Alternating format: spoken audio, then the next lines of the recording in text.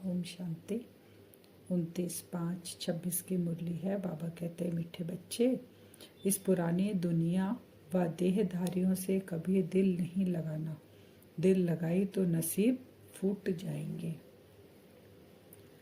बाबा ऐसा क्यों कह रहे हैं, हम सब बच्चों को पता है, क्योंकि अभी अंत का भी अंत समय चल रहा है। हमें देह से, बाबा अपने देह को ही भूलना बता रहे हैं कि तुमको अभी देही अभिमानी स्थिति में स्थित होना है, क्योंकि उस दुनिया में हमको जाना है। इसलिए बाबा कह रहे हैं, देहधारियों से अभी भी अगर दिल लगाएंगे तो उनके बंधनों में बंधे रहेंगे, तो बाबा कहते हैं तुम्हारा नसीब फूट जाएगा, वो 21 जन्मों की प्राप्ति हम नहीं कर पाएंगे। प्रश्न, बाप ने बच्चों को इस नाटक का कौन सा गुह्य राज सुनाया है? बच्चे, अभी यह नाटक खत्म होने वाला है, इसलिए अभी आत्माओं को यहाँ हाजिर होना ही है। सब धर्मों की आत्माएं अभी यहाँ हाजिर होगी, क्योंकि सर्व का बाप यहाँ हाजिर हुआ है। सबको बाप के आगे सलामी भरने आना ही है।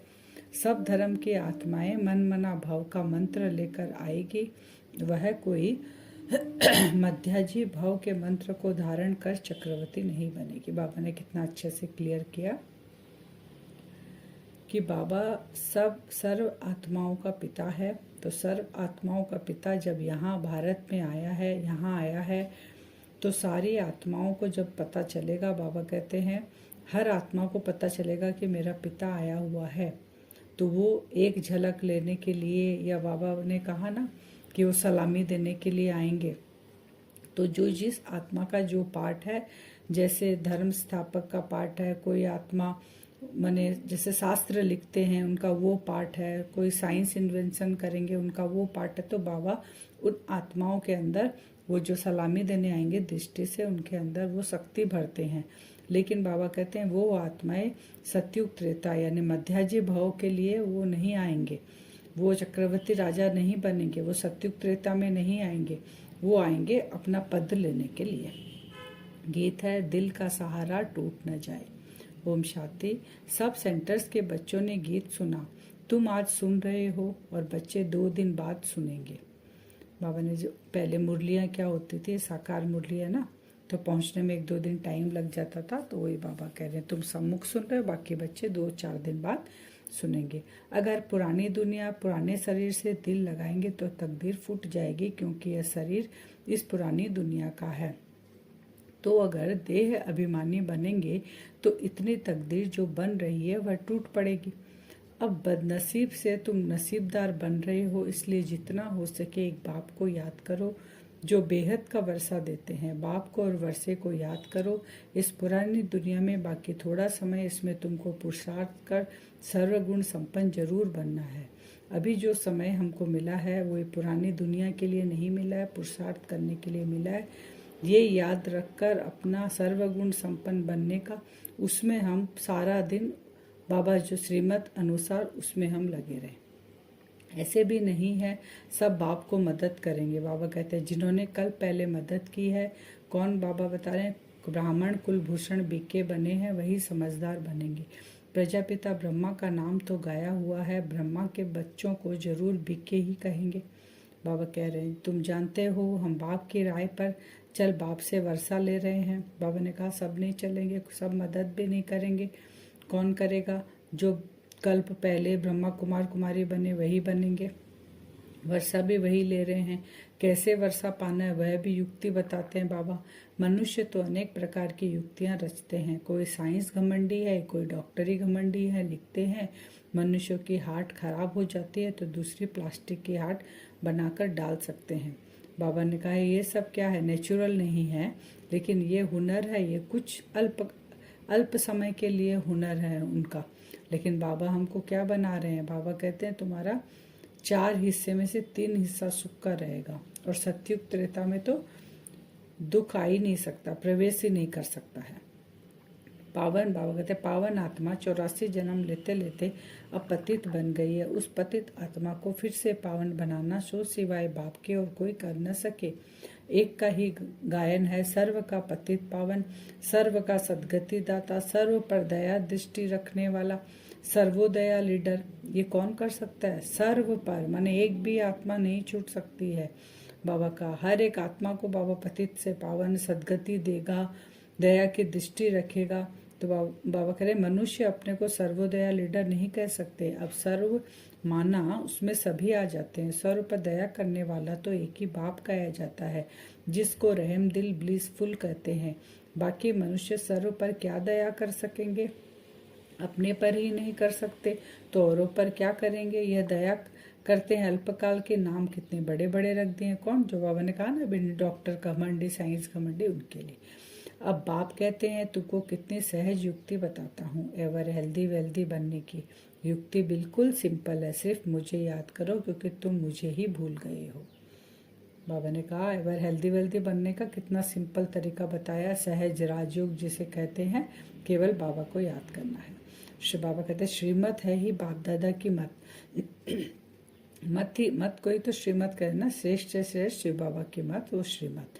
उनके सिवाय श्रीमत कहाँ से मिले? बाप कहते हैं तुम विचार करो, यह हुनर कोई में है नहीं। किसको विश्व का मालिक बनाना, उसकी युक्ति बाप ही बताते हैं। बाप कहते ये हुनर किसी में है, विश्व का मालिक बनाना। बाप कहते हैं मुझे याद करो, इस योग अग्नि से तुम्हारे पापों का घड़ा जो भरा हुआ है वह खत्म हो जाएगा। बाप कहते हैं तुम ही 84 जन्म लेते लेते बहुत पतित बने हो। आजकल तो फिर खुद को शिवोहम तत्वम कह देते हैं, या तो फिर कहते तुम परमात्मा के रूप हो, आत्मा सो परमात्मा। शिव बाबा और हम एक हैं, आत्मा और परमात्मा एक है। बाबा बोले ये सब आजकल बोलते हैं, अब बाप आए हैं, तुम जानते हो, शिव बाबा की याद दिलानी पड़े। सर्व का सदगति दाता एक परम पिता परमात्मा ही है। बाबा कहते फिर पुकारते किसको है? मैं अलग हूँ, तुम अलग हो, तुम पार्ट प्ले कर रहे हो, तुम्हारा शरीर है, मेरा तो शरीर भी नहीं है, मैं तो शरीर का आधार लेता हूँ ब्रह्मा का, तब तुम बिक्के बनते हो। तो सर्व का सदगति दाता एक परमपिता परमात्मा ही है। शिव के मंदिर में अलग बनते, शिव बाबा कहते शिव के मंदिर अलग बनते हैं, शंकर का रूप ही अलग है। प्रदर्शनी में भी दिखाना होता है। शिव निराकार शंकर आकारी शरीर है, सूक्ष्मतम में रहने वाला उनका सूक्ष्म शरीर है। श्री कृष्ण का साकार शरीर है, देह है उनका। साथ में राधा दिखाना ठीक है, क्योंकि श्री कृष्ण और राधे ही बाद में लक्ष्मी नारायण बनते हैं। श्री कृष्ण तो द्वापर में गीता सुनाने आते ही नहीं, पतित होते हैं कलयुग अंत में, पावन होते हैं सतयुग में, तो जरूर संगम पर आएंगे, बीच में थोड़ी आएंगे। द्वापर में तो पतितपना शुरू होता है, स्टार्ट होता है, स्टार्टिंग में भगवान थोड़ी आएंगे। जब सारी आत्मा पतित हो जाएगी, बोलते हैं ना सारे धर्म का विनाश, जब सारे धर्म लास्ट में आते हैं तब आते हैं भगवान। ये बाप ही जानते हैं। वह त्रिकालदर्शी है। श्री कृष्ण को त्रिकालदर्शी नहीं कहा जाता। श्री कृष्ण तीनों कालों को नहीं जानते हैं, क्योंकि श्री कृष्ण की ही आत्मा अभी 84 जन्म में है। जिस तन का आधार शिव बाबा लेते हैं उसको तो पता ही नहीं, उनको तीनों कालों का नॉलेज ही नहीं है, बाबा आके देते हैं। तो त्रिकालदर्शी अभी कौन है? हम ब्राह्मण हैं और शिव बाबा है। वह थोड़े ही तीनों कालों का ज्ञान सुना सकते हैं, उनको सृष्टि के आदि मध्य का ज्ञान ही नहीं कहते हैं छोटा बच्चा है। श्री कृष्ण के लिए बाबा कह रहे हैं यह राजयोग है प्रवृत्ति मार्ग वालों के लिए। भारत पवित्र प्रवृत्ति मार्ग में था, अब कलयुग में पतित प्रवृत्ति मार्ग वाले हो गए। पहले गृहस्थ कैसा था? पवित्र था सतयुग त्रेता में। अब बाबा कहते हैं वही गृहस्थ क्या हो गया है? पतित हो गया है। कोई बाबा का अकर्तव्य किया होगा तो बाबा कहते बता नहीं सकते, कोई अकर्तव्य किया होगा तो पिछाड़ी में वह सब सामने आ जाएगा, साक्षात्कार होगा। कई बच्चे छिपाते बहुत है। इस जन्म में किए हुए पाप कर्म बाप को सुनाने से आधा सजा छूट जाएगी। बाबा कहते हैं मैं अविनाशी सर्जन हूँ। बीमारी लज्जा के कारण सर्जन को नहीं बताएंगे तो छूटेंगे कैसे? डॉक्टर के पास जाएंगे, उसको बीमारी छुपाएंगे तो वो कैसे ठीक होगा? तो कोई भी विकर्म किए हैं तो बताने से आधा माफ हो जाएगा, न बताने से वह वृद्धि होती जाएगी, जास्ती फंसते जाएंगे, फिर तकदीर खत्म हो, बदकिस्मत आ जाएगी। अभी तक डायरेक्ट हम भगवान के साथ नहीं मिले थे, जाने अनजाने हर किसी को जाके, हर बाबा कहते पेड़ के पास बैठ के उसकी पूजा करते हैं तो उसको अपनी गाथा सुना रहे थे, हर मूर्ति के सामने, हर पत्थर के सामने। वहां तक बात नहीं पहुंच रही थी, इसलिए और दलदल में फंसते जा रहे थे। बाबा कहते अब मैं आ गया हूँ, तुम्हारे सम्मुख हूँ, डायरेक्ट कनेक्शन है तेरा मेरा, तुमने पहचान लिया, तू बताओ ना, तो मैं तुम्हारी सजा माफ होगी। अभी अगर नहीं बताएंगे लास्ट में बाबा कुछ नहीं कर सकेंगे। तो फिर तकदीर खत्म हो, बदकिस्मती आ जाए। बाप कहते हैं देह से भी संबंध न रखो, हमेशा मम्मी का याद करो, करते रहो, फिर कोई गंदा काम नहीं होगा। यह धर्मराज भी है, उनसे भी छिपाते रहेंगे तो फिर तुम्हारे जैसी सजा कोई को नहीं मिलेगी। कितना पश्चाताप करना पड़ेगा। भगवान मिला, भगवान को पहचाना, तकदीर की कलम मेरे हाथ में थी, फिर भी अपनी तकदीर को ठोकर लगाया। जितना समय नजदीक होगा सबको साक्षात्कार होता जाएगा। अभी सबकी कयामत का समय है, सब पतित है, पापों का दंड जरूर मिलता है। जैसे 1 सेकंड में जीवन मुक्ति मिलती है, वैसे 1 सेकंड में सजाओं की भासना ऐसे आती है जैसे बहुत समय से सजाएं खाता ही रहता हूँ। बाबा कहते हैं वो 1 सेकंड में जैसे जीवन मुक्ति मिल जाती है ना, 1 सेकंड में बाबा से परिचय हुआ और जीवन मुक्ति हमें मिल जाती है। अपने पे और बाबा पे विश्वास हुआ। वैसे ही सजा भी बाबा बोलते हैं लास्ट में 1 सेकंड की मिलेगी, लेकिन वो सजा इतनी डीप होगी, अपने आप को आत्मा इतना कोसेगी। बाबा कहते हैं ऐसे लगेगा पता नहीं कितने दिनों से हम ये सजा खा रहे हैं। यह बड़ी सूक्ष्म मशीनरी है। सबके कयामत का समय है, सजा भोगने तो जरूर है। अब ये कौन भोगेगा? जो जैसा करेगा, इंडिविजुअल हर आत्मा को अपना कार्मिक अकाउंट चुकता करना पड़ेगा। फिर सब आत्माएं पवित्र होकर जाती है। बाप ही आकर पतित आत्माओं को पावन बनाते हैं। बाप के सिवाय और कोई की ताकत नहीं। 63 जन्म पाप करते करते अभी तुम्हारे पापों का घड़ा आकर भरा है। माया का ग्रहण सबको लगा हुआ है, बड़ा ग्रहण तुम पर लगा है। बाबा ने कहा किस पे लगा सबसे बड़ा ग्रहण? माया का। हम देवकुल के आत्माओं पर। सर्वगुण संपन्न तुम ही थे, फिर ग्रहण तुम पर लगा है। ज्ञान भी अभी तुम बच्चों को मिला है। हम पर ही ग्रहण लगा तो हम ही बाबा को पहचान कर उस ग्रहण को उतार रहे हैं, क्योंकि वापस हमें वो देवी देवता बनना है, उस राज्य में जाना है, विश्व का मालिक बनना है। तो बाबा कहते हैं सतयुग में क्या होता है, Lakshmi Narayan the first second third ऐसे राजा ही चलती है। बाबा कहते हैं अभी तुम समझते हो बाप ने वर्षा दिया था, फिर पतित बने हैं तो अपने ही चित्रों की बैठ पूजा की है। आप ही पूजा, आप ही पुजारी। यह सिवाय भारत के और कोई को नहीं कहेंगे। बाबा भी भारत में ही आकर ज्ञान देते हैं, फिर सो देवता बनाने के लिए। पुजारी और पूज्य कौन है? बाबा कहते हैं तुम ही देवकुल के आत्मा, पूज्य से पुजारी बने बाबा के, फिर पूज्य तुमको बना रहे। बाबा भी भारत में ही आते हैं, तो ये सब भारत की कहानी है। बाकी सब हिसाब किताब चुकतो कर वापस चले जाएंगे। आत्माएं सब बाप को पुकारती रहती है, ओ गॉड फादर। यह भी समझने की बात है। इस समय तुमको 3 बाप है, एक शिव बाबा, दूसरा लौकिक बाप है जो इसने जन्म दिया, अलौकिक बाप प्रजापिता ब्रह्मा। बाकी सबको 2 बाप है, क्योंकि वो पारलौकिक बाप शिव बाबा को जानते नहीं, इसलिए उनके 2 है, लौकिक और अलौकिक बाप को वो पहचानते नहीं है। पारलौकिक को तो जाने अनजाने भगवान ईश्वर कर याद करते हैं।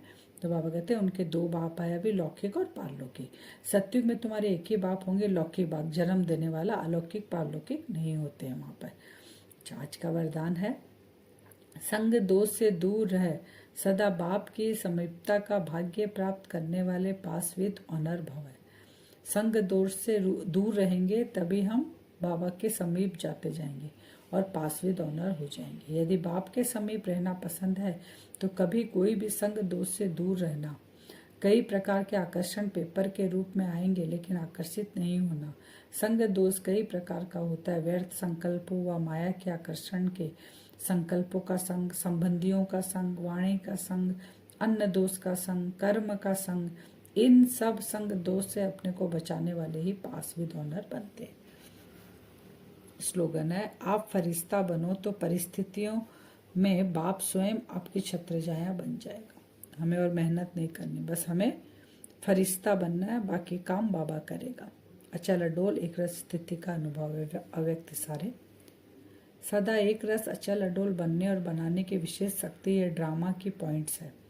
इस शक्ति के रूप में धारण करने वाला कभी हार नहीं खा सकता, लेकिन पहले ड्रामा की बिंदी लगाकर व्यर्थ संकल्पों को शुद्ध संकल्प में परिवर्तन करो।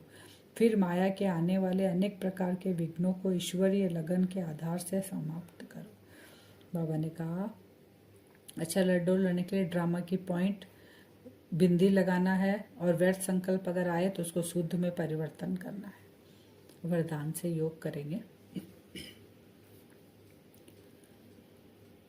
अपने आप को देखें भ्रकुटी सिंहासन पर, मैं आत्मा चमक रही हूँ।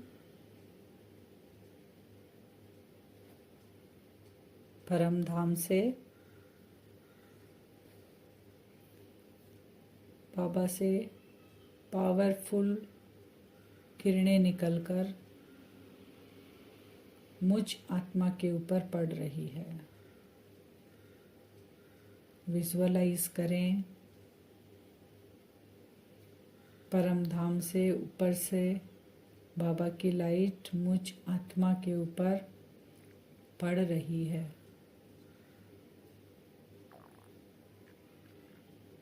वो लाइट धीरे धीरे विजुअलाइज करते रहें, एक कवच का रूप धारण कर रही है। जैसे बारिश में हम बचने के लिए रेनकोट पहनते हैं,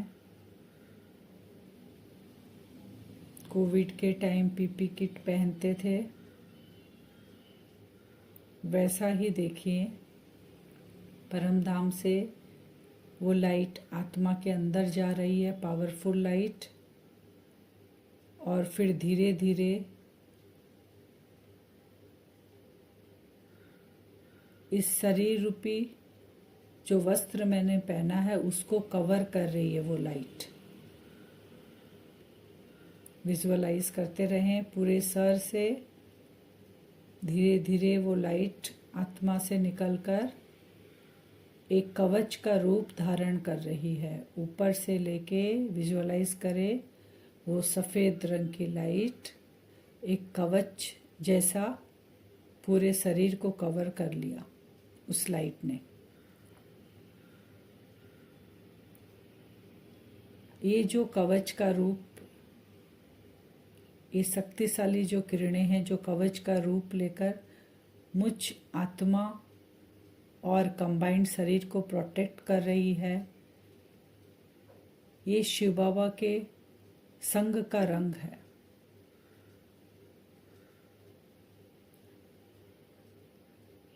ये जो प्रोटेक्शन बाबा ने मुझे दिया है, जो कवच मैंने धारण किया है, कंटिन्यू विजुअलाइज करें बाबा की लाइट मुझ आत्मा के ऊपर पड़ रही है और मैं एक कवच के अंदर बैठा हूँ।